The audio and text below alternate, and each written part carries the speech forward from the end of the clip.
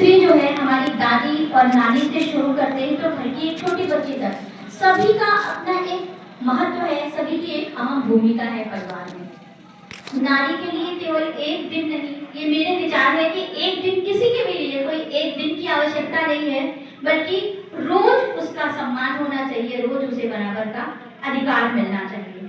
और काफी हद तक हमारे समाज में महिलाओं को उनको उनका हक दिया भी जा रहा है। और आप देखेंगे कि अगर हम पुरानी बात करें, इतिहास उठाकर देखें तो बहुत सारी महिलाओं ने अपने देश के लिए बहुत सारा ऐसा काम किया है।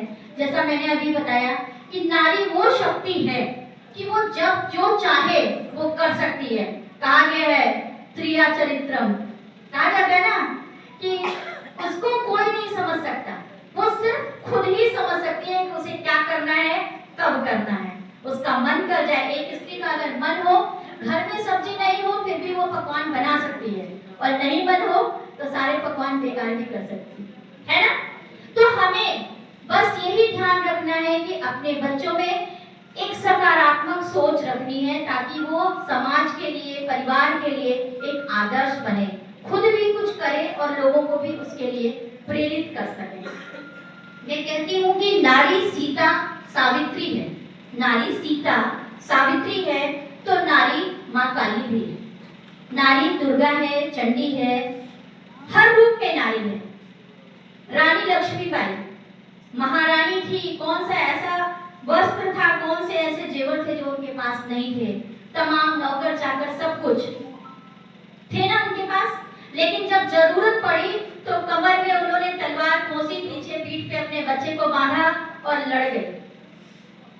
कविता भी सुनी होगी आप लोगों ने ना, खूब लड़ी मर्दानी वो तो झांसी वाली रानी थी, तो मर्दानी बन गई, वो रानी थी और जब जरूरत पड़ी तो मर्दानी बन गई। तो हम स्त्रियों के अंदर ये शक्ति है, आवश्यकता है सिर्फ उसे पहचानने की। हम अपने अंदर अगर झांक के देखें तो समझ में आएगा कि हमारे अंदर कितनी प्रतिभा छुपी है, बस उसे बाहर निकालने की जरूरत है। हाँ, लेकिन एक चीज साथ ही साथ ये भी कहूंगी कि आपके अंदर की अपनी प्रतिभा को निकालना तो है, लेकिन एक मर्यादित तरीके से। जिस तरीके से खेत में ट्यूबवेल का पानी जब छूटता है, खेतों में हम सिंचाई का काम करते हैं ना, तो एक पतली मेड़ बनाते हैं कि उसके थ्रू पानी जाए ताकि सारे पौधों को मिले, कोई पौधा जल ना जाए। ये भी तो आवश्यक है ना। तो उसी तरीके से हम आगे बढ़ें, बहुत तरक्की करें, लेकिन ये भी ध्यान रहे कि कहीं परिवार पीछे छूट ना जाए। हमारे बड़ों का जो मान सम्मान होना चाहिए, घर में बुजुर्गों की जो सेवा होनी चाहिए, उसमें कमी ना रह जाए, तब हमारे परिवार वाले भी हमारा साथ देते हैं। बहुत से लोग कहते हैं कि मैं आगे बढ़ना चाहती हूँ लेकिन मुझे सपोर्ट नहीं मिलता। गलती आपकी अपनी होती है, क्योंकि आप खुद आगे नहीं बढ़ना चाह रहे हैं। आप सिर्फ मैं जीना चाहोगे तो नहीं होगा, हम सबको साथ लेकर चलेंगे तभी होगा। तो एक स्त्री को आगे तो बढ़ना है, लेकिन अपने परिवार, अपने समाज, अपने देश के लोगों को, उनकी चाहतों को, उनकी इच्छाओं को ध्यान में रखते हुए आगे बढ़ना होगा। आपको कोई आगे बढ़ने से नहीं रोकेगा, ये मेरा दावा है।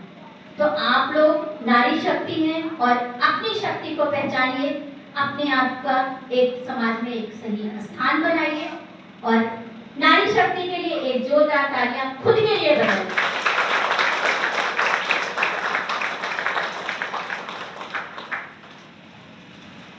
अब मैं कार्यक्रम को आगे बढ़ाना चाहती हूँ और मैं अपने चेयरमैन सर मिस्टर भालेंदु पांडे को बुलाना चाहती हूँ कि वो यहाँ आए और इस विद्यालय का क्या उद्देश्य है, क्यों उन्होंने, क्योंकि मैं तो बाद में आई हूँ, इन्होंने मुझे बुलाया है तब मैं आई हूँ, लेकिन स्कूल इन्होंने शुरू किया, क्या सोच के इन्होंने यहाँ पे एक स्कूल बनाने की, किस वजह से इनके मन में ये बात आई, इनके मुंह से सुनते हैं। एक जोरदार तालियां बजाइए सर के लिए।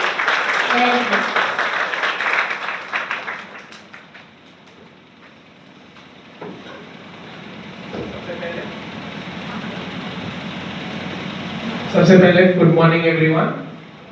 तो आज का यह दिन हम सभी के लिए सम्मान, गर्व और प्रेरणा का दिन है। अंतर्राष्ट्रीय महिला दिवस के शुभ अवसर पर सबसे पहले मैं आप सभी को हार्दिक शुभकामनाएं देता हूं। This day is not just about celebrating women's achievements, but also their struggles and contribution towards the society. हम ये जानते हैं कि अगर हम एक पुरुष को शिक्षित करते हैं तो हम एक व्यक्ति को शिक्षित करते हैं, परंतु यदि अब हम एक महिला को शिक्षित करते हैं तो पूरे समाज को शिक्षित करते हैं। Educating a women is like educating an entire generation. आज जब दुनिया टेक्नोलॉजी और एडवांसमेंट की ओर तेजी से बढ़ रही है, तो हम ये सुनिश्चित करना चाहते हैं कि हमारी बेटियां भी इक्वल अपॉर्चुनिटीज पाएं और सेल्फ डिपेंडेंट बने। इसी उद्देश्य के साथ हमने इस विद्यालय की स्थापना की है, जहां हर बच्चा बेहतरीन